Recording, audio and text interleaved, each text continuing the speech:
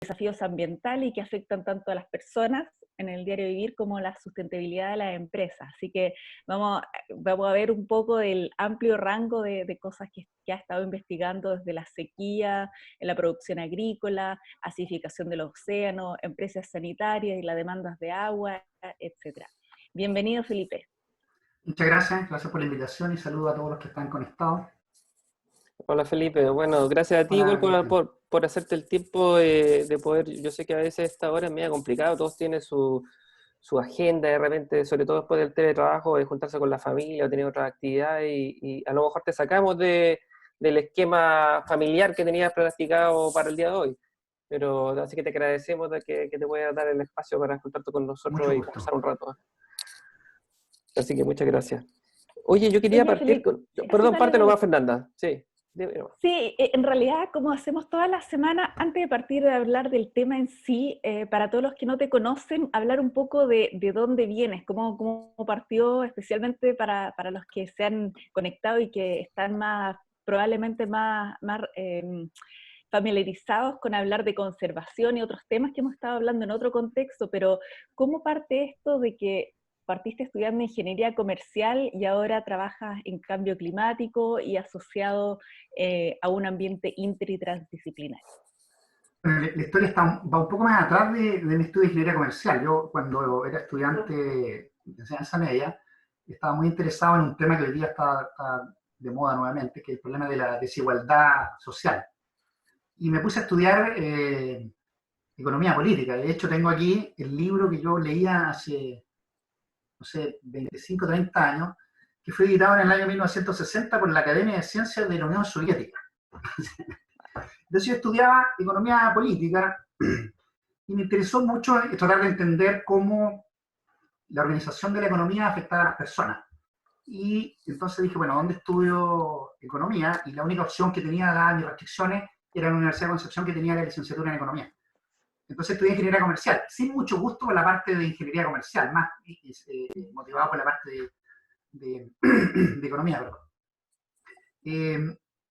Con el tiempo me fui dando cuenta que el tema de distribución del ingreso fue siendo menos relevante en ese momento que yo estaba viviendo y empezó a surgir esta idea de que había un problema ambiental serio y entonces yo me pregunté cuál iba a ser el siguiente problema serio que íbamos a tener que enfrentar como sociedad y dije, bueno, no lo dije yo, por la lectura, por lo que vi en mi formación, el problema ambiental y decidí estudiar una mención en economía ambiental y recursos naturales. No me equivoqué con esa predicción, pero sí me equivoqué con la predicción de que el tema de desigualdad ha vuelto con más fuerza todavía que antes. Pero la mezcla entre desigualdad y medio ambiente es súper importante. Y por eso yo estudié economía. Yo siempre quise estudiar economía, pero claramente lo que estudié como ciencia política o ciencia de economía política es completamente distinto a lo que estudié más tradicionalmente en una facultad de economía como la de la Universidad de Concepción. Oye, y justo el día de hoy me estaba acordando un poco del invitado al que tuvimos la semana pasada. La semana pasada estuvimos conversando con un artista, cómo se podía hacer esta integración entre lo que era arte y ciencia, y me puse a buscar un poco en internet hoy en la tarde y me encontré con un blogspot muy interesante de una escritora y columnista española, ya que se llama Esclavitud Rodríguez Barcia, quien señalaba que la metáfora une artistas y especialmente poetas y economistas. Y decía, desde siempre, desde el mismo momento en que Adam Smith, profesor de retórica y literatura, se le ocurrió aquello de la mano invisible. No sé si se ha escuchado hablar de eso, una metáfora que señala la economía de mercado como herramienta con capacidad para alcanzar el bienestar social máximo mientras se busca el propio interés. E incluso antes había un cirujano médico que se llamaba François Quesnay que tuvo la idea de comparar incluso la circulación de la sangre con la circulación de la riqueza. Y llegó así a formular la teoría de que ampliar el flujo de la riqueza en circulación también ampliaba de alguna forma el crecimiento económico. Entonces siempre se daban estos ejemplos entre lo que eran artistas y economistas. Y pensando un poco en estas metáforas que unen poeta y economista, se me ocurrió pensar y preguntarte, en tu caso, ¿cómo se ha dado esta interacción entre la economía y disciplinas que son bastante amplias? En tu caso has trabajado con biólogos, ecólogos, y bueno, me incluyo también ahí oceanógrafos también. Entonces, ¿cómo se ha dado esa fusión? Es una pregunta bien interesante que la respuesta es de dulce y a gras. Hemos tenido experiencias muy buenas, pero también hemos tenido experiencias muy malas. Y las experiencias muy malas fueron sobre todo al principio. En los 90, cuando yo estaba terminando mi maestría en Economía de Recursos Naturales, hicimos muchos intentos de trabajar en forma multidisciplinaria y las barreras propias de cada disciplina lo hicieron muy, muy difícil. Sobre todo porque había una tendencia a sobrepensar lo que hacían los otros y no dejar que los otros nos contaran más o menos lo que hacían. Es que como la gente cree que sabe lo que hacemos los economistas, y los economistas creíamos que sabíamos lo que hacían los otros. Y esto generaba una incapacidad para conversar. Esto ha cambiado fuertemente a partir, diría yo, de la última década o de las últimas 2 décadas, en que ha habido un grupo más grande de jóvenes que se han incorporado a este esfuerzo multidisciplinario y claramente la experiencia que yo he tenido en Máser ha sido extraordinaria. O sea, la disposición a escucharnos, a conversar, ha sido bastante buena, ha sido positiva. No obstante, es difícil porque uno tiene prejuicios sobre la formación propia y la de los otros. Entonces, requiere mucho tiempo, requiere mucha paciencia y a veces uno tiene que ceder en algunas cosas y insistir en otras. Es un trabajo que viene de ambas partes, no solamente del economista. No es fácil, creo yo, pero es un trabajo necesario, porque además creo que la visión económica, o desde la perspectiva más social, no solamente económica, es súper importante para comunicar hacia los tomadores de decisiones los aspectos más relacionados a las ciencias naturales. Tenemos ciencia que entendemos bien, pero cuando tenemos que tomar decisiones, o que entendemos relativamente bien, pero cuando tenemos que tomar decisiones es súper difícil transmitirle a la persona que está, por ejemplo, en el Ministerio de Hacienda, que es importante protegernos del cambio climático. Los economistas hacemos como puente entre esos dos mundos. Y es fantástico ese trabajo. Es difícil. No es muy valorado por los economistas, por ejemplo. No les gusta el trabajo multidisciplinario o transdisciplinario. De hecho, vamos a hablar un poquito de Adam Smith hoy día a propósito de la mano invisible. Justamente tú tocaste ese tema. Ok. Buenísimo. Bueno, y para recordarle a los que se están conectando recién, estamos en el programa Quédate en casa y conversemos de ciencia, un espacio en que estamos tratando de conversar de amplios y diversos temas que se tratan en los núcleos que están organizando esta instancia. Y estamos con el doctor Felipe Vázquez, ingeniero comercial, PhD en economía, profesor investigador de la Universidad del Desarrollo. Así que no sé qué te parece, Felipe, si partimos de lleno a hablar en la temática, nos compartes la pantalla. Perfecto. Para que nos quede tiempo así para después responder preguntas del público, que generalmente escriben harto, así que vayan pensando sus preguntas y escribiéndolas en el chat del Facebook. ¿Ven mi pantalla? Ahora va a aparecer. Dale unos segundos. ¿Ven mi pantalla? Sí, ahora está perfecto. Sí. Se ve perfecto. Sí, se ve perfecto. Sí. Ya, fantástico. Bueno, ya, dame un segundo para anotar los minutos, para no pasarme. Ya. Bueno, lo que yo quiero conversar hoy día es algo un poco distinto a lo que regularmente la gente asocia con economía, y tiene que ver con este concepto de Animal Spirit, que se basa un poco en este libro que es de George Akerlof y Schiller, que es uno de ellos es profesor en la Universidad de Berkeley, que trata de dimensionar cómo la psicología humana determina mucho de los resultados de economía. Eso es lo que yo quiero conversar con ustedes hoy, y espero que sea algo distinto a lo que uno tiene o lo que ustedes tienen en mente sobre la economía. Para empezar, lo que quiero que hagamos es un juego bien sencillo. Yo sé que hay un pequeño desfase, así que le vamos a dar un tiempo para que ustedes le envíen a Camila. Tienen a través del comunicador interno. Fernanda, ¿cómo lo mandarían ellos en particular? Lo podrían mandar como un mensaje al núcleo Millennium Muscles, no en el chat, sino un mensaje. Así que fantástico. Lo que vaya a hacer, lo manden como mensaje. Fantástico, entonces tienen que mandarlo y el juego es súper sencillo. Ustedes tienen que elegir un número entre 0 y 100. Todos pueden participar, no se compartan el número. Y el que gana es la persona que está más cerca de 2/3 del promedio de esos números. Entonces aquí tengo un ejemplo. Tenemos 4 personas, 7, 28, 53, 77. El promedio nos da 41, 2/3 de ese promedio es 27, y por lo tanto el que esté más cerca de ese promedio gana un libro de recetas que vamos a regalar, ¿ya? Y Camila más adelante nos va a indicar quién es el ganador de esto. Ahí hay una ecuación de cómo vamos a determinar el ganador, pero básicamente estamos diciendo el que esté más cerca de este valor gana el concurso. y vamos a discutir por qué es importante este ejemplo. ¿Sí? Yo quisiera partir discutiendo esta pregunta que está en la cabeza de todos nosotros. No quiero entrar a deprimirlos con esto, pero todos estamos pensando si es factible que, dada la nueva situación sanitaria, entremos en una gran depresión similar a la que tuvimos en los años 30 en el siglo pasado. Entonces, Keynes precisamente sugirió este juego que yo les presenté en ese periodo, ¿ya? Y de acuerdo a estos autores que yo les planteo, ellos sugieren que la tragedia del siglo pasado fue esta Gran Depresión y que condujo a la Segunda Guerra Mundial. Entonces la pregunta ¿es posible que se repita este fenómeno? ¿Hemos olvidado las lecciones que aprendimos en esa década? Y siguiendo con algo que está muy en discusión, ¿cuál es el rol del gobierno sobre esto? ¿Qué tiene que ver esto con Animal Spirit? Bueno, lo voy a tratar de explicar. Una de las mayores contribuciones de Keynes es que él sugiere que la economía, y muy importante esto, no solo, e insisto en esto, no solo está gobernada por actores racionales. ¿Qué quiere decir esto? Que, dado, como lo decía Adam Smith, había una mano invisible que lo que hacía era que los individuos, buscando su propio beneficio, se involucraban en transacciones que los beneficiaban mutuamente. Básicamente que el egoísmo, entre comillas, llevaba a un bienestar social.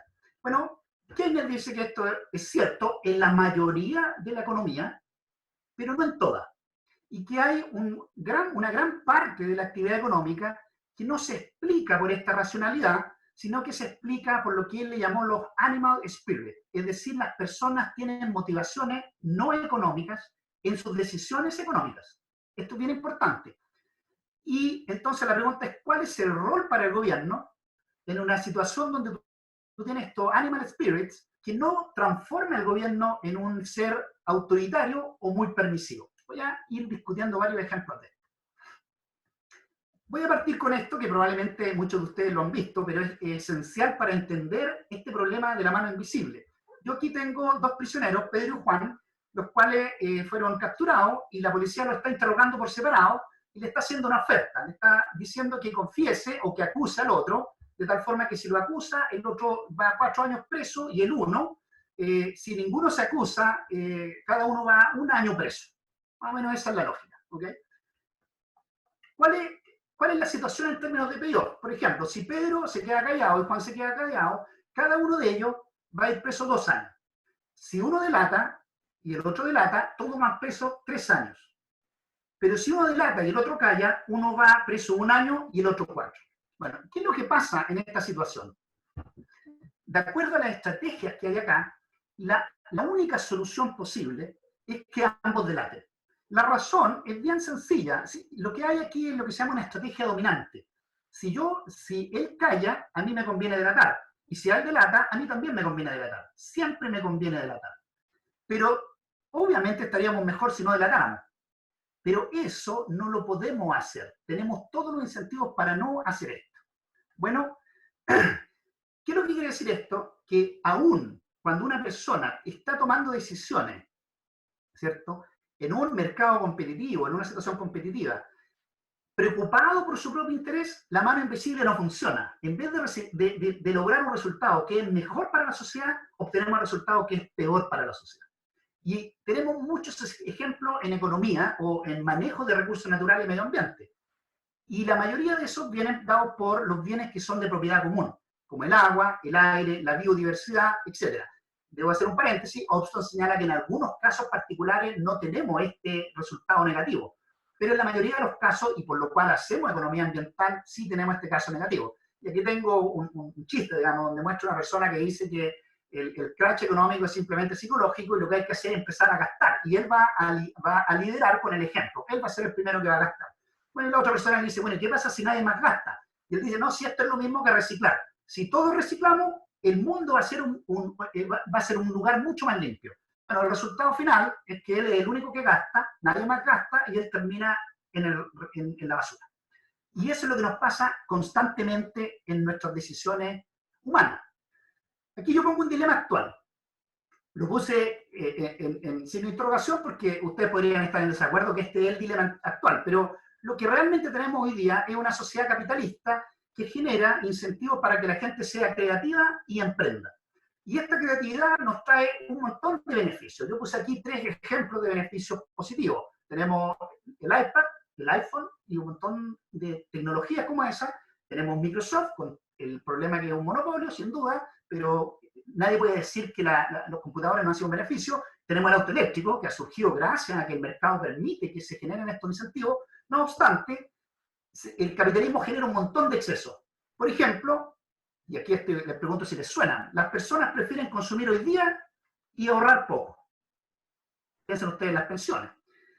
Las minorías terminan siendo maltratadas en muchas de estas sociedades. Existen burbujas especulativas. Ustedes han visto todos los casos en televisión sobre burbujas especulativas en casa, en el petróleo, en el mercado de acciones, etc.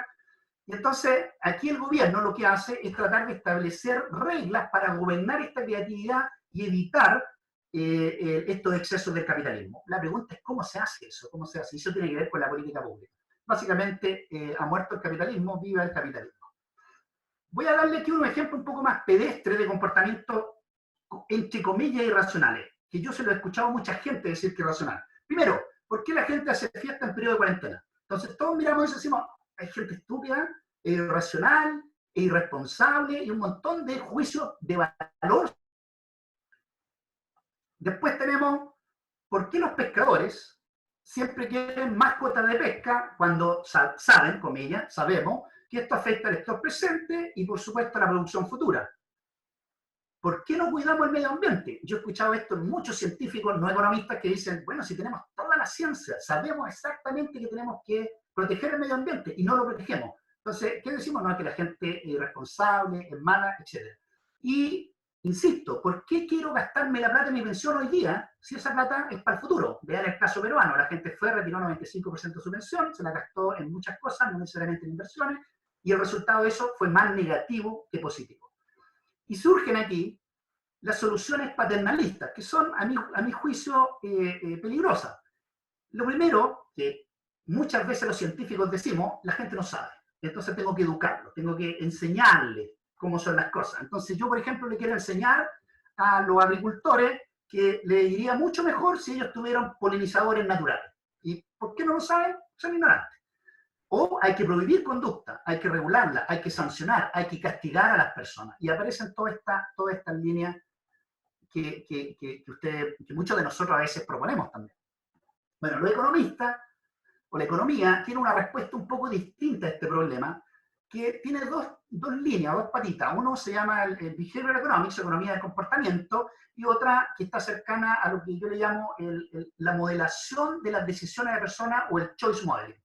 ¿Y cuál es el punto central? Es que nosotros queremos entender cómo las actitudes, las percepciones y las creencias de los individuos afectan sus decisiones económicas y algunas no económicas, educarse, etcétera, variedades.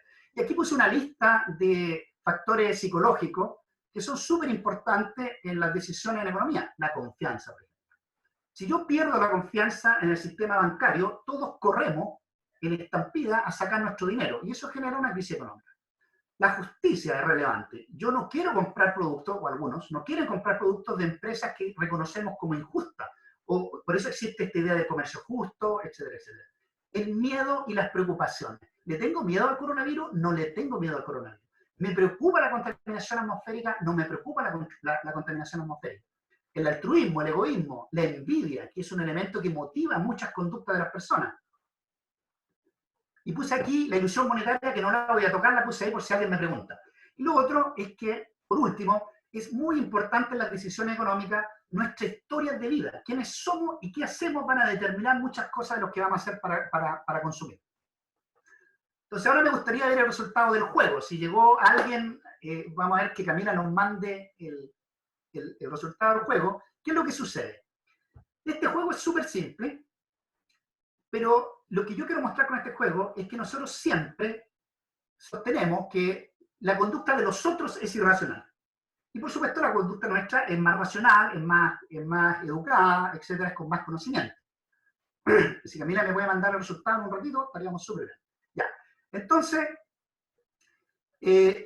aquí hay varios tipos de jugadores. Un jugador irracional, en esta lógica, elegiría un número similar o superior a 66. Esta persona no le puso ningún empeño al juego. un jugador alternativo va y elegiría 50. ¿Alternativo en qué sentido? Que él elige al azar. Dice, voy a elegir un número aleatorio entre 1 y 100, elijo el 50. Bueno, una persona que nosotros le llamamos racionalidad 1, haría el siguiente análisis. Diría, mira, la mayoría de la gente va a escoger en forma aleatoria. Nosotros vamos a... voy a multiplicar ese número aleatorio, probablemente va a ser, el promedio va a ser 50, porque uno va a elegir uno, el otro 100, etc. Y por lo tanto, el 66% de eso es 33, y va a elegir 33. Una persona un poco más racional, que es la racionalidad 2, va a decir, bueno, si yo puedo hacer este análisis, los demás también pueden hacer este análisis. Y si los demás pueden hacer este análisis, todos van a elegir 33. Y por lo tanto, yo tengo que elegir 2/3 de 33.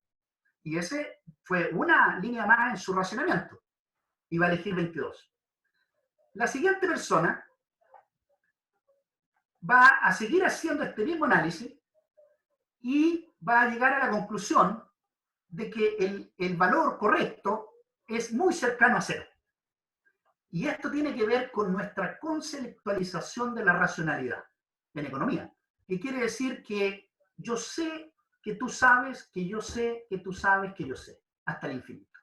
Yo sé que tú eres suficientemente inteligente para saber que si lo hacemos en forma al azar, todos vamos a sacar 50. Vamos a sacar en promedio 50 y por lo tanto, por 2/3 me da 33. Sabemos además que las personas pueden hacer ese análisis, por lo tanto lo multiplico por 0.66 y me da 22. Y así sucesivamente. Pero esto no sucede. Y no sucedió en nuestro ejemplo. De las personas que respondieron esto, entiendo que el promedio fue 55 y ¿cómo se llama? Los 2/3 fueron alrededor de 33. Es decir, nadie, absolutamente nadie, aplicó la racionalidad absoluta que esperaríamos en economía. Y esto muestra una cosa bien importante. Nosotros también somos irracionales en nuestra forma de tomar estas decisiones. No hicimos el esfuerzo, por muchas razones. Digan los resultados de previo estudio. En ningún caso nos dio esto. Bueno, la ganadora es Vladia Luna. ¿Ya? Ella fue la que estuvo más cercana del... Camila le va a hacer llegar un libro con el premio. Muchas gracias por la respuesta. Bueno, quiero darle un ejemplo final que complejiza un poco más nuestro problema. Resulta que usted tiene, como individuo, M unidades de recursos, lo que sea, no tiene que ser dinero, para no confundirnos con que los economistas siempre pensamos en dinero. M recursos, tiempo, lo que sea. Y tengo que distribuirlo en reducir la probabilidad de muerte para estos 4 casos de muerte. Contaminación atmosférica, que genera 11.300 muertes al año. Accidentes de tránsito, que genera alrededor de 1.550 muertes al año. Incendios forestales, que no puse el número adrede, porque son muy poquitas las muertes. Y el COVID-19, que está generando una tasa de muerte relativamente grande, pero yo he escuchado ya muchos científicos decir que por qué estamos tan preocupados de esta pandemia cuando la contaminación atmosférica genera mucho más muerte y deberíamos estar gastando mucha más plata en reducir la contaminación atmosférica que el COVID-19. No sé si han escuchado ustedes esta idea. Bueno, la pregunta para ustedes, ¿cómo distribuyen estos recursos en estas 4 alternativas? Bueno, la respuesta no es obvia. Uno podría decir, no, al que genera más muerte, pero no es lo que hacemos. No hacemos este análisis racional. No le estamos destinando más plata a contaminación atmosférica.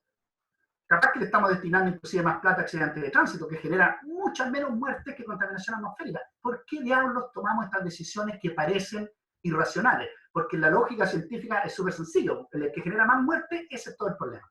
Bueno, yo aquí les puse el modelo que nosotros necesitamos tener para poder entender estas decisiones de los individuos. ¿Y qué es lo que tengo? Tengo características de los individuos que van a afectar su decisión. Edad, género, educación, ingreso, otras. Todo eso me afecta en mi decisión. La historia de esta persona. ¿Ya? ¿Cuántas personas viven en su casa? Etcétera. Los atributos de la alternativa. ¿Qué es lo que causa la muerte? ¿El COVID-19? ¿Lo causa la contaminación atmosférica? ¿Qué tipo de iniciativa? ¿Es una iniciativa pública o es privada? ¿Lo hago yo o lo hace otro? ¿Quién lo hace? ¿Quiénes se benefician? ¿Yo solo o se beneficia más gente? ¿Soy altruista, no soy altruista? Etcétera. ¿En cuánto se reduce la probabilidad de muerte? No lo sabemos, ¿cierto? ¿Cuál es el costo de esto? ¿ya? Porque puede ser que yo pueda destinar a los que sean más costo efectivas. Y todas estas cosas están condicionadas por percepciones que están relacionadas a actitudes, a las normas subjetivas, al control que yo percibo de mi comportamiento. Por ejemplo, sobre la controlabilidad del riesgo. Uno siempre se va a preguntar, ¿mi conducta reduce el riesgo? Un chofer cree, por ejemplo, que él tiene mucho más control sobre la probabilidad de tener un accidente en carretera y anda a alta velocidad. Lo otro, ¿el riesgo está fuera de mi control, sí o no? Si es contaminación atmosférica, capaz que no tenga ningún control sobre eso.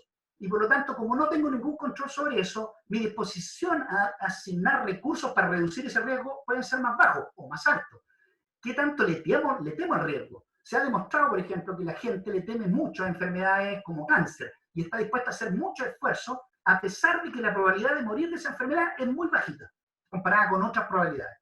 Aquí hay otra cuestión que siempre nosotros estamos considerando, la preocupación ambiental que tiene una persona, sea ambientalista o no. Entonces, ¿me preocupa la contaminación? ¿No me preocupa la contaminación?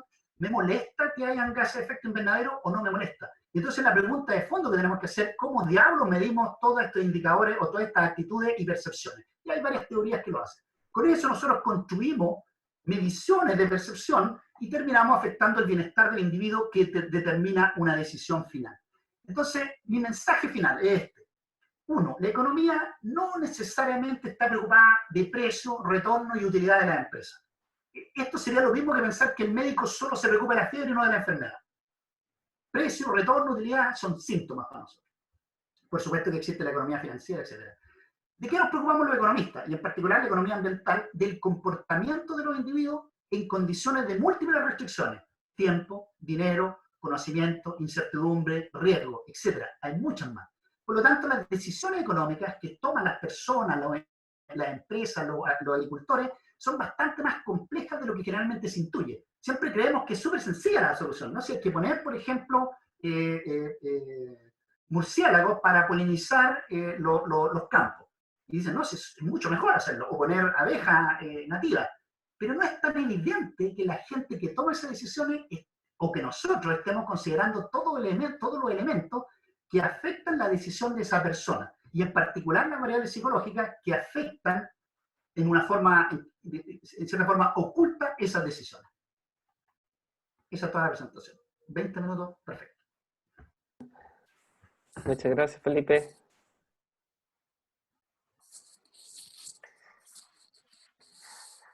Gracias, Felipe. Mientras esperamos que nos lleguen algunas preguntas sobre el tema que conversamos, súper interesante, muchas gracias. Yo te quería hacer una pregunta relacionada un poco con esto. Y cuando uno ve todo este tema de los problemas ambientales, digamos, y incluso poniendo dentro de todo este paquete la misma contingencia que estamos viviendo hoy día con el coronavirus, nos entra también dentro de esa ecuación el tema de la escala de tiempo de los riesgos. Me refiero a, no es lo mismo un riesgo inmediato que un riesgo. Estoy pensando un poco en el cambio climático, por ejemplo. La mayoría de la gente ve súper lejano el cambio climático porque lo ve que es algo que va a ocurrir a, no sé, 50 años, 100 años más. Y algunos incluso egoístamente pueden decir, bueno, yo quizás probablemente ni siquiera voy a estar vivo cuando ocurran estos grandes cambios. Mientras que riesgos que son inmediatos, por ejemplo, lo mismo que está ocurriendo en este momento con el coronavirus, cobran una mayor importancia. La variable tiempo, ¿no es cierto?, en el riesgo pasa a ser un elemento supuestamente bien preponderante, ¿o no?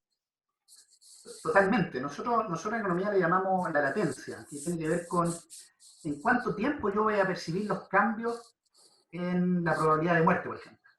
Entonces no es lo mismo para mí, o para nadie, digamos, que el cambio de la probabilidad de muerte sea inmediato, mañana, si salgo a la calle y no me voy a enfermar de coronavirus, que sea en 10 años más.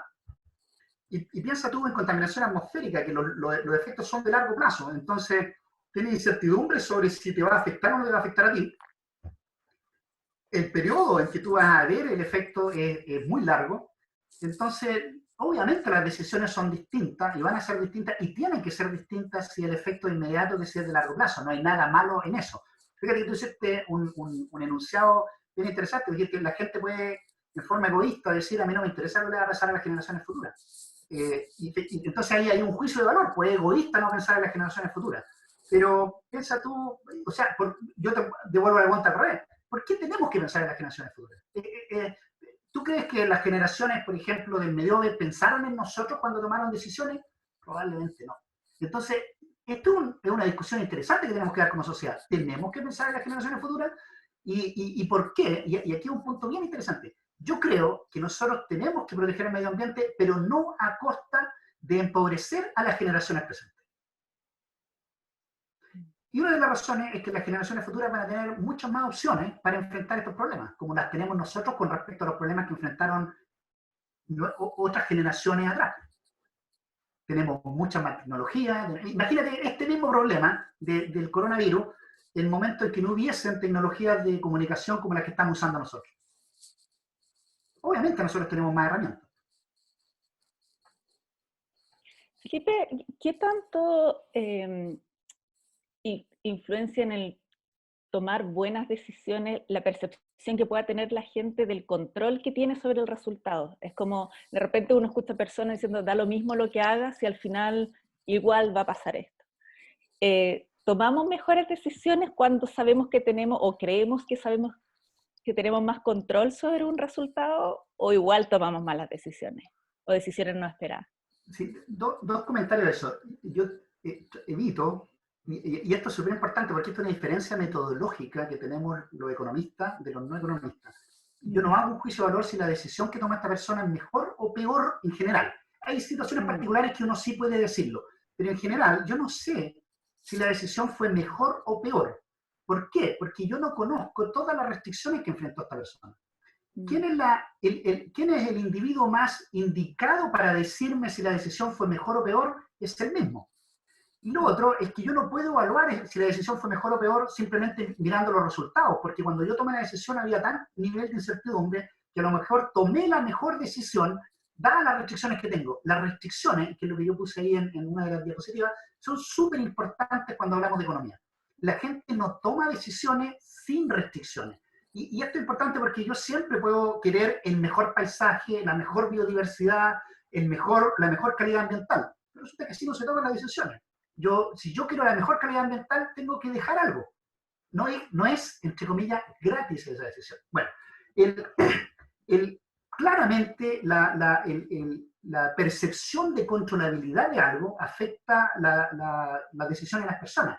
No es claro en qué dirección, depende del problema. Si se trata de reducir la probabilidad de muerte, claramente si yo creo que no tengo controlabilidad, entonces estoy menos dispuesto a hacer cosas, obviamente. Pero en otras circunstancias, aun cuando yo creo que no tengo controlabilidad, yo podría estar dispuesto a hacer más cosas o tomar más acciones para evitar eso, precisamente porque creo que no lo controlo. Entonces, es muy heterogéneo esto. Y este otro elemento súper importante en economía es que las respuestas de las personas son heterogéneas, no necesariamente equivocadas.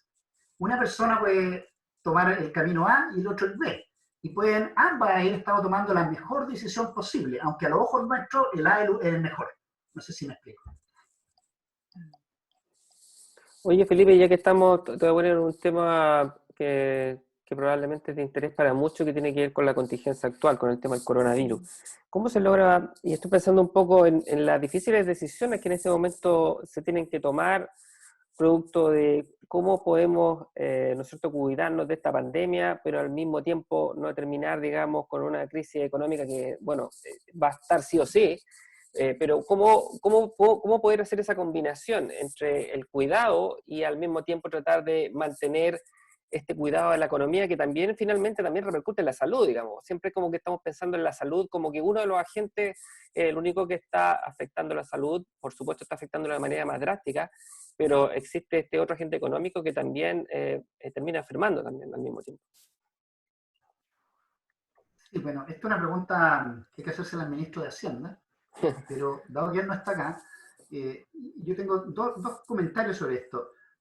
El primero es que es una falsa dicotomía que yo tengo que priorizar por la salud o por la economía. Eso que instauró alguien en los medios es incorrecto. La razón que es incorrecta es que si yo tengo una economía sana, y una economía sana tiene muchos aspectos, pero uno de ellos es que yo tengo un gobierno, un Estado que no está sobreendeudado, que puede endeudarse, que puede gastar, que tiene ingresos. Una economía sana te permite enfrentar de mejor forma este tipo de eventos. ¿Y por qué? Porque este tipo de eventos son caros, son muy costosos. Si yo tengo una mala economía, tengo pocos recursos, no los puedo enfrentar. Y nosotros veníamos arrastrando ya un problema serio en la economía producto del estallido social, y por lo tanto muchas familias se encontraron este fenómeno ya en una situación bastante desmejorada. Por lo tanto, es muy importante entender que yo no puedo, o que esta dicotomía economía-salud es absurda. Nosotros debemos encontrar una forma de mantener lo que podamos de la actividad económica para poder mantener la salud. O si no, el costo va a ser aún mayor, porque el aumento en el desempleo genera enfermedades también. El hecho de no tener recursos hace que sea difícil responder a las eventualidades médicas. Ahora, ¿cuál es la receta para reactivar la economía? Esta es una pregunta que yo dejé fuera en esta presentación, que la había puesto, pero la saqué. Es bien complejo, porque lo que uno tendría que hacer es definir cuáles son las actividades prioritarias y básicas que necesitamos hacer funcionar. Por ejemplo, yo creo que lo han hecho correctamente, la provisión de alimentos no puede fallar. Y esas personas tienen que salir a trabajar. Y tienen que salir a trabajar y tienen que tomar medidas para evitar contagiarse. Pero, ojo, esta idea de evitar contagiarse, como que el óptimo es que nadie se va a contagiar y nadie se va a enfermar y nadie va a caer al hospital, es ilusoria. Lo más probable es que nos enfermemos la mayoría de la población y lo más probable es que eso pase en un periodo, ojalá, largo de tiempo, pero nos vamos a enfermar. Y entonces lo que tenemos que hacer es tomar medidas para hacer actividades económicas que sean importantes para el país, que sean importantes para generar recursos para las personas y para el gobierno, pero tomando la mayor cantidad de medidas posible. Yo entiendo, por ejemplo, que gran parte de la minería está tomando medidas súper fuertes de control de contacto entre las personas, pero no podemos permanecer hasta siempre encerrados, eso no se puede. Ahora, déjame decir una cosa adicional. El gran desafío quizás está en cómo, ya que se paró la economía, si podemos crecer ahora o generar desarrollo económico considerando los aspectos ambientales. Y es un desafío que yo he planteado algunas veces. La pregunta es, ya la economía se detuvo. Ahora la pregunta es, si vamos a reconstruir, hagámoslo compatibilizando el crecimiento económico o el desarrollo con la protección del medio ambiente. Pero no tengo la receta, no es fácil, porque hay que encontrar cuáles son esas medidas. Y cuando esto pase, la gente va a salir desesperada a tratar de generar recursos. Vamos con algunas de las preguntas que ya empezaron a llegar. María Paz nos pregunta, reconociendo que las respuestas humanas son heterogéneas y dependen de percepciones y actitudes, no hay bueno ni malo, ¿cómo priorizamos o informamos alternativas para política pública? Excelente pregunta, me gustó mucho. Ese es lo que me quita el sueño todos los días. La pregunta de fondo es claro, es decir, mira, yo tengo personas que son heterogéneas, algunos toman la decisión A, otros toman la decisión B, y hay lo que llamamos en ciencia trade-off, ¿cierto? A probablemente afecta negativamente a B, o B afecta probablemente en forma negativa a A. Y lamentablemente en la profesión de los economistas no podemos maximizar ambas, no se puede. También en otras profesiones. Es evidente que yo no puedo tener el máximo de dos alternativas que son excluyentes. Bueno, la teoría económica ha tratado de construir mucho sobre esto y los resultados no han sido muy buenos, pero hay algunos resultados. Y uno de ellos tiene que ver con que lo que nosotros queremos hacer es lo que la sociedad quiere hacer, no lo que los economistas queremos hacer. Entonces nosotros tenemos que tratar de identificar cuáles son las prioridades que la sociedad tiene. Y por supuesto que el gran problema está aquí. ¿Qué pasa con, y yo lo mencioné, qué pasa con una prioridad que tiene la sociedad que es, por ejemplo, destruir el ecosistema? Porque eso es lo que quiere hacer. Bueno, ahí choco y por eso no duermo, con la idea de que yo quiero proteger el ecosistema. Entonces la pregunta de fondo es cómo yo construyo instrumentos de política que permitan mover esa decisión de la persona para que conserve el medio ambiente. En cierta forma, el rol del científico, el rol de la sociedad, el rol del Estado, es fijar prioridades. Y nosotros como científicos fijamos prioridades. El cambio climático es una prioridad, pero el punto central es, ya, yo quiero que la gente consuma menos combustibles fósiles.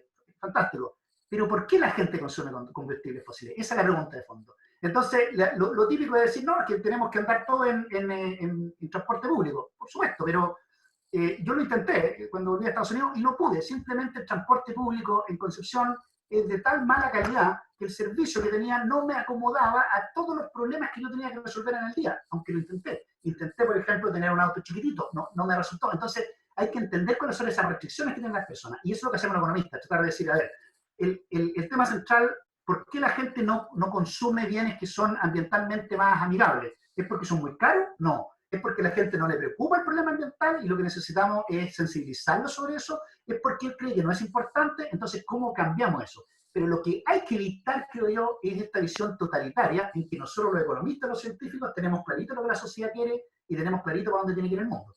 Eso, yo trato, no he resuelto este problema. Es contradictorio estas dos posiciones. Felipe, que hay una pregunta de Bárbara que nos pregunta, dice, hola Felipe, ¿se has leído el libro Why Nations Fail de Daron Acemoglu? Parece, no sé si lo pronuncio bien. ¿Cómo podría explicar lo que está ocurriendo en Estados Unidos actualmente, donde el actual político económico del gobierno no ha sido lo esperado? Sí, leí ese libro. Hay mucha literatura sobre tratando de explicar por qué fallan la sociedad, la economía o los países. Yo creo que el caso de Estados Unidos no es el único, ¿no? Y aquí es un mensaje bien importante, pero que tiene... Todos ustedes van a coincidir conmigo, pero muy probablemente lo estamos viendo todos de un punto de vista distinto. Es muy importante quien gobierne. Nos da lo mismo quien gobierne. Y por lo tanto, bueno, entonces una persona que es de una sensibilidad política dice, sí, pues viste, aquí hay uno de derecha, qué sé yo, que lo está haciendo mal, y otro va a decir, no, aquí hay uno de izquierda que lo está haciendo mal. El punto central es que tenemos ejemplos en todas las líneas políticas que lo están haciendo mal y en todas las líneas políticas que lo están haciendo mejor. Entonces, en Estados Unidos es bien complejo explicarlo, pero claramente la personalidad del presidente es un punto importante. Pero además hay un montón de cuestiones psicológicas, pues que la sociedad americana es muy especial. Pues. Yo tuve la oportunidad de conocer tanto las costas como el centro de Estados Unidos y las lógicas de vida de las personas, sus historias de vida, que son súper relevantes, son muy distintas, muy distintas. Y por ejemplo, son muy dados a comprar estos argumentos o estas fake news en algunos grupos. Entonces terminan saliendo electos personas que se aprovechan de esta sensibilidad que tienen las personas. Pero es un cúmulo de cosas, no es una sola cosa. Pero claramente el problema central es una debilidad en la institucionalidad, siendo Estados Unidos uno de los países que tiene la institucionalidad más fuerte. Pero velo ahora de la perspectiva de las personas que no están en esas instituciones. Cuando el presidente dice que se puede tomar, ¿cómo se llama? Estos detergentes para evitar el contagio con el coronavirus, hay gente que lo sigue. Credibilidad, confianza en lo que dice la autoridad. Es solamente psicológico. Hay una confianza en lo que dice, porque él lo dijo, yo lo creo y yo lo hago. Y todos lo miramos de fuera y decimos, no, es que es irracional. Pero no hay nada de irracional en creer en la autoridad que tú elegiste. Es esencial en tu vida cotidiana. En Chile tenemos el problema contrario, tenemos una crisis de confiabilidad. Nadie confía en nadie, producto de todos los eventos que hemos visto de corrupción, que es otro elemento clave, que es las conductas corruptas y la tendencia a estos comportamientos antisociales que tenemos todos los seres humanos. Yo aquí no apunto a nadie, todos las tenemos. Me imagino que habrán visto estudios que muestran que todos somos potencialmente torturadores. No sé si han visto ese tipo de análisis. Felipe, y ya que lo mencionaste ahora con la de las fake news, hoy día en la tarde estuve escuchando un podcast del New York Times en que estaban analizando los algoritmos que hacen en YouTube, en todas estas redes, y que generan estas verdaderas burbujas de información en que algo que puede ser básicamente muy restrictivo a un grupo pareciera a la persona que ese es el universo y que toda la noticia es eso. ¿Cómo los economistas están enfrentando este poder que está teniendo el Internet y los medios de comunicaciones virtuales en influenciar la conducta de las personas? Yo creo que los que más han estudiado esta perspectiva es la gente de marketing, ¿eh? Desde la perspectiva del marketing, que es una perspectiva muy parecida a lo que hago yo, con la única diferencia que la gente de marketing trata de entender la psicología de las personas para venderle cosas, que no estoy haciendo un juicio de valor, que vendes cosas, te puede vender cosas útiles como le puede vender cosas no útiles. Y yo veo la perspectiva de la psicología de las personas para la protección del medio ambiente, pero en la práctica usamos las mismas herramientas. La ciencia económica ha estado en este momento pensando sobre todo en cómo identificar a estos clústeres de individuos. ¿Quiénes son? Porque el fenómeno clave, que yo recuerdo mucho una anécdota relacionada con la campaña de Obama.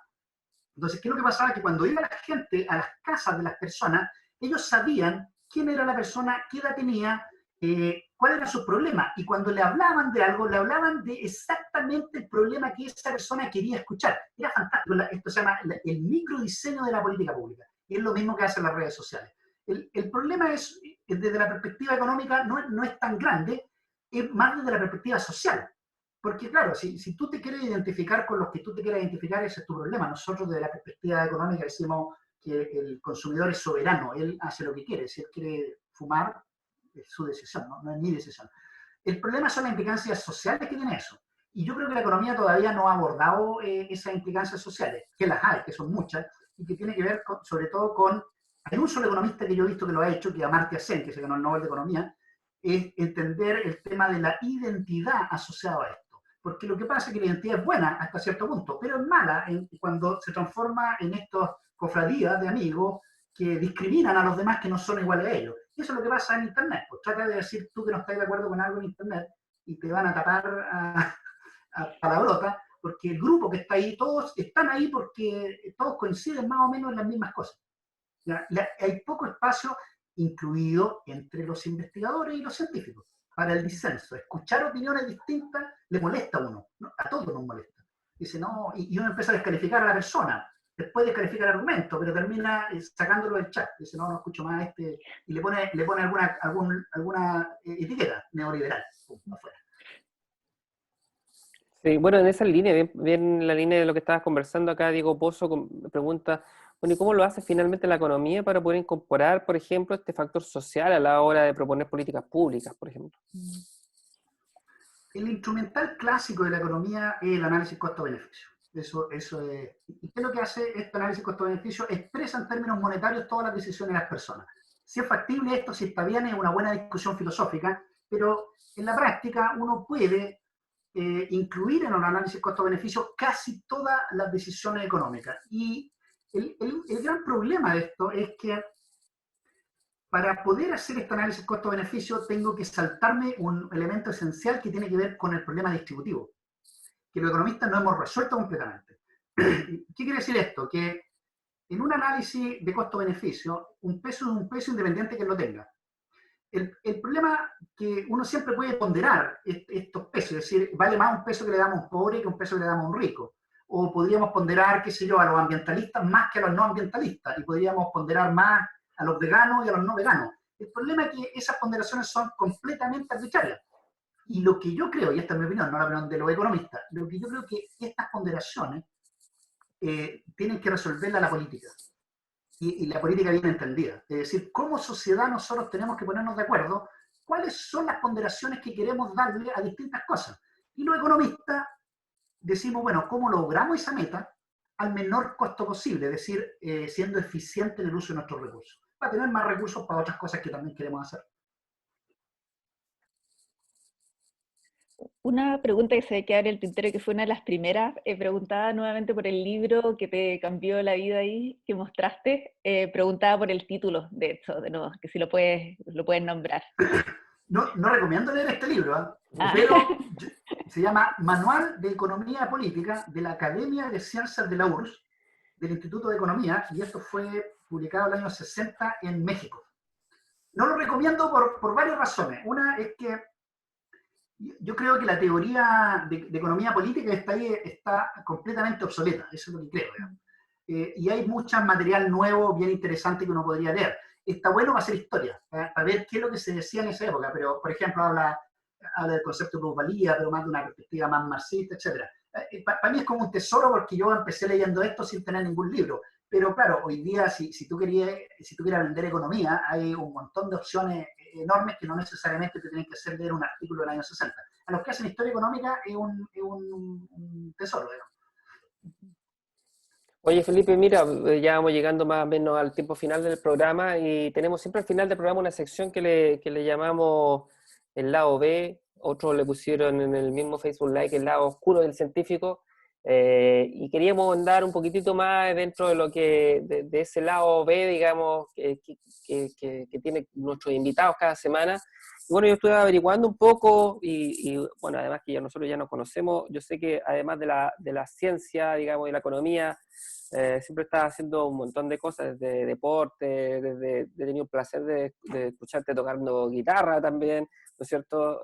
O eres un buen cocinero también, pero, pero lo que yo veo que en específico, digamos, una de las cosas que te apasiona mucho tiene que ver con lo que es jardín, horticultura. ¿Cómo incorpora, desde cuándo que incorpora esta actividad que es bien importante en tu vida personal? Sí, para mí es súper importante la huerta. Yo necesito una huerta, necesito un patio, necesito flores, necesito árboles, necesito fruta. Es parte de mi vida. Y soy el hombre más feliz ver que sale el brotecito, y que después sale la fruta, y después la saco, me la como. Con mi familia disfrutamos mucho de eso. Yo involucro a mis niños en esto. Así que los tengo ahí sirviendo, ¿cómo se llama? Tierra para abonar, etc. Esto viene de mi infancia. Yo me crié con un abuelo que me obligaba a trabajar en la huerta con él prácticamente todos los días en un trabajo brutal, pero aprendí mucho con él, aprendí mucho y es mi terapia. Yo no voy al psicólogo porque tengo la huerta, entonces yo estoy trabajando, me estreso un poco, bajo a podar los árboles, aunque no sea mayo. Entonces, ahora tengo un naranjo precioso, tengo un montón de naranjas súper lindas, y tuve tomates de distintos colores, llegué a tener un tomate de naranjo, bien, bien lindo. Y claro, y a todos los que vienen a mi casa los lateo con mi huerta, pues los llevo para allá, los paseo por todas las plantas, les pregunto si pueden reconocerla, etc. Me gusta mucho, es parte de mi vida y espero poder tenerla siempre. De hecho, a veces pienso que me gustaría retirarme y tener un huerto nomás, dedicarme a eso. De hecho, uno de mis abuelos, él era yerbatero, él se dedicaba a cultivar hierbas en forma medicinal, y yo nunca aprendí eso, pero me encantaría retomarlo alguna vez en mi vida. Interesante. ¿Y cuánto crees que eso lo mantienes separado, así como un hobby? ¿Cuánto te ayuda a procesar las ideas en las que Muchísimo. estás trabajando? No, Mm. muchísimo, porque yo cuando estoy trabado bajo la huerta, y yo además yo pienso mucho, y mi señora se ríe que yo hablo también solo, hablo conmigo mismo, ¿me entendí? A veces le hablo a las plantas, pero entonces yo estoy pensando que sea en un paper, una idea de investigación, lo mismo que estoy diciendo ahora, si lo estoy repitiendo a las plantas en algún momento, y por alguna razón que no entiendo, me invento discusiones con gente, y que la gente me concha argumente, yo argumento, y claro, mi señora me mira y dice que se volvió loco, pero es parte de mi terapia, es súper útil, creo yo, y se lo recomiendo siempre a todo el mundo. Mm. Requiere algo de esfuerzo y por supuesto requiere tener la posibilidad de tener una huerta, pero si no tenés una huerta, unas matitas ayudan. Tengo unas mentas súper buenas para hacer mojitos. Y ¿sabes lo que tengo ahora? Una cuestión fascinante, no sé si conocen la caigua. En Brasil se llama Sí, chuchú, sí. y creo que, no me acuerdo cómo se dice en México. Y tengo una cosa, lamentablemente estoy generando una externalidad negativa o positiva porque me estoy invadiendo con la caigua a mis vecinos. Y una de mis vecinas ya me reclamó porque ella no come caigua.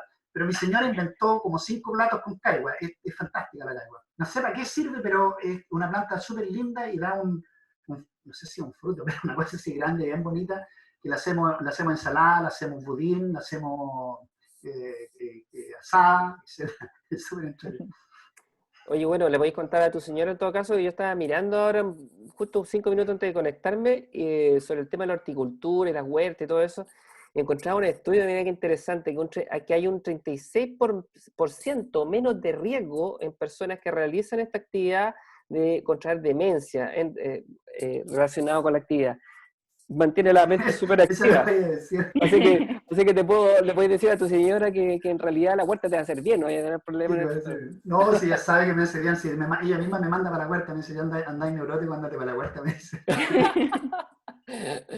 Oye, muchas gracias Felipe por la conversación de hoy día, estuvo súper interesante, estuvo entretenido el concurso, más encima que, ¿no es cierto? Creo que Vladia era el nombre, ella se va a llevar un libro, hay una persona que se va a llevar un libro gracias a este concurso, un libro que hemos generado a partir de la actividad que realicemos en el museo. Así que gracias por estar con nosotros. Gracias a ustedes por la invitación. Muchas gracias, Felipe. Ha estado muy, muy entretenida la conversación y también saludo a algunas de las personas que nos mandaron. Sandra Álvarez desde Venezuela, Milko desde Iquique.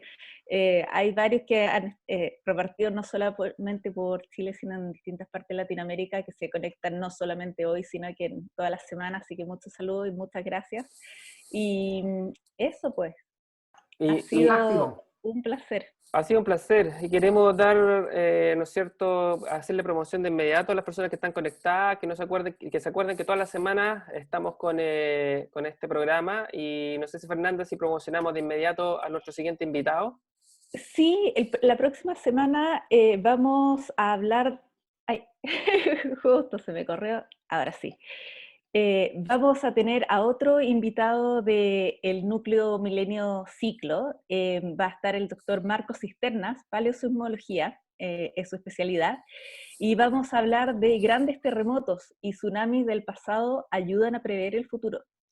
De hecho, se están cumpliendo este año aniversario del terremoto del 60, así que es un tema de que los grandes terremotos se están celebrando o más bien conmemorando de distintas maneras en muchas actividades a lo largo de Chile, así que va a estar muy interesante esa charla. El terremoto de Valdivia, ¿no es cierto? ¿Fue Sí. o viene ¿cuándo, la fecha? Ay, la ¿Ya fue? fecha exacta no me la sé. No te acuerdas, pero La fecha exacta no me la sé. Creo pero que fue, es ahora en mayo, ¿no? es Uy, en mayo, sí, parece, deberíamos saber, parece que alguien que está esté en mayo. escuchando que la sepa. Sí, Sí. bueno, y algo interesante es que el día anterior al terremoto que conocemos de Valdivia fue un terremoto 8.8 en Concepción, que como al día siguiente fue este gran terremoto en Valdivia, como que nunca se habla, pero fue más de uno. Así que Sí, una semana cierto. agitada fue esa. Sí. Así que acuérdense, la próxima semana, conéctense, 21 de mayo, pero vamos a estar igual con el programa, ¿eh? Así que aprovechen de que aquellos que a lo mejor tienen que salir o van a estar más en la casa, de que va a ser un buen momento juntarse a las 6:30 y escuchar hablar de ciencia y tener esta conversación relajada y tomarnos algo y conversar de algún tema entretenido. Así que muchas gracias a los que se conectaron, gracias Fernanda, que tengas buena semana y bueno, nos estamos viendo pronto. Estamos viendo. Chao, Vale. chao, chao Cristian, chao a todos. Chao, chao.